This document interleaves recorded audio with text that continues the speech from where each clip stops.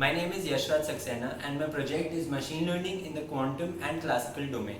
This project was done under the mentorship of Dr. Ayan Khan, who is a physics professor at Bennett University, and in collaboration with leadingindia.ai. Now let's dive into the project.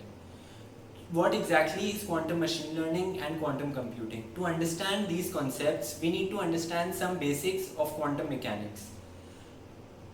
Now, quantum mechanics began with this experiment. This is the Young's double slit experiment. When a light source is placed in front of two slits, it brings an interference pattern. This interference pattern, when constructive, has high intensity, and when destructive, has low intensity. This experiment was further repeated with an electron beam. Go. So, what exactly were the findings with an electron beam? When the electron beam was passed through these two slits, since electrons is matter, scientists expected it to form only two slits as per this cut, and instead they got an interference pattern which was similar to the behavior of light. Now, scientists thought that these electrons collided with amongst themselves and formed this interference pattern, so they decided to shoot electrons one at a time. Now, when electrons were shot one at a time and the results were observed an hour or two later, they still got an interference pattern. This was weird since electrons were behaving like light when they are actually matter. So to further experiment this, they placed an observing device near these slits to actually see where each of these electrons was passing through. Was it through the first slit or the second slit? When observed through that observing device, they got results which were unexplainable. The electrons, instead of creating an interference pattern now, were creating only two slits, which was what they had originally expected. Why was this? Why only under observation did the electron behave like matter and at all other times it behaved like light? This brought into the field the concept of superposition and interference. Electrons, when under observation, behaved like matter. This was the crux of quantum mechanics and quantum computing. Here begins quantum computing. Since classical computing represents only two bits, 0 and 1, all your classical computers, whatever code they have, whatever data they store, is in the form of some combination of 0 and 1. Now, how quantum computing is different? Quantum bits are actually known as qubits. These represent 0 and 1 both at the same time, which can be represented in a form of alpha 0 plus beta 1. Now, what alpha and beta are? Alpha and beta are actually the probabilities of finding a 0 at that time, and beta is the probability of finding a 1 at that time. So, what is special about this quantum bit? Quantum bit basically is where 0 and 1 are existing at the same time in a state of superposition.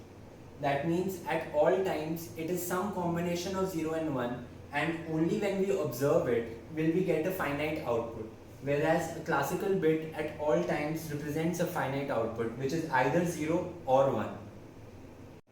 Now let's talk about the information that we actually have from the classical bits and the quantum bits. Now, in a classical bit system, to represent both these states, I only need one bit of information. Whereas in a quantum bit system, to represent the states 0 and 1, I need two bits of information, which is alpha and beta. Now, let's take another example, a 2-bit system.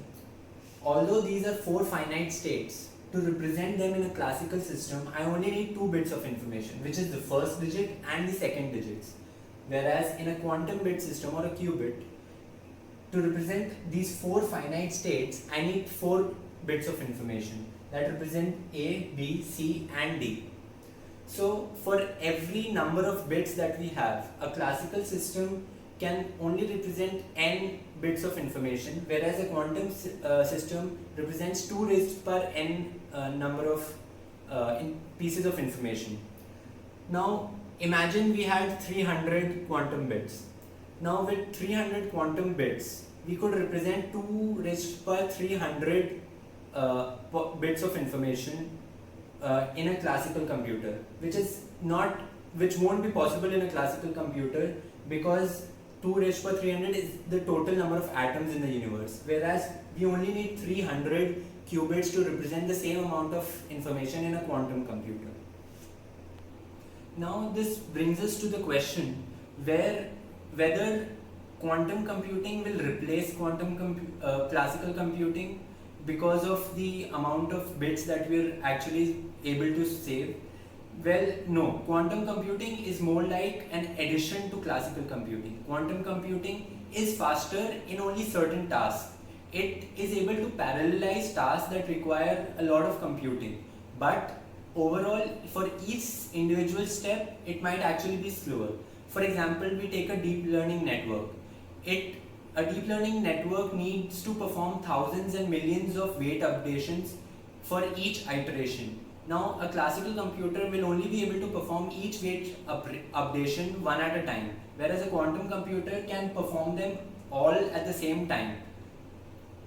The next question that comes up is, why don't we just simply use parallelism instead of quantum computing? Well, parallelism has its computational limits. You can only parallelize up to 10, maybe 15, maybe 20 tasks at a time. Whereas quantum computing has no limitations. You can parallelize millions of billions of tasks at the same time. Now, I finally come to quantum machine learning. As I explained earlier, quantum machine learning will be helpful in increasing the speed of training and testing of all algorithms. Like we took the deep learning example, where I can perform multiple computations at the same time. How quantum computing helps improve it is the task of parallelism. My work in this project is basically to help computer science engineers like me get into the field of quantum machine learning.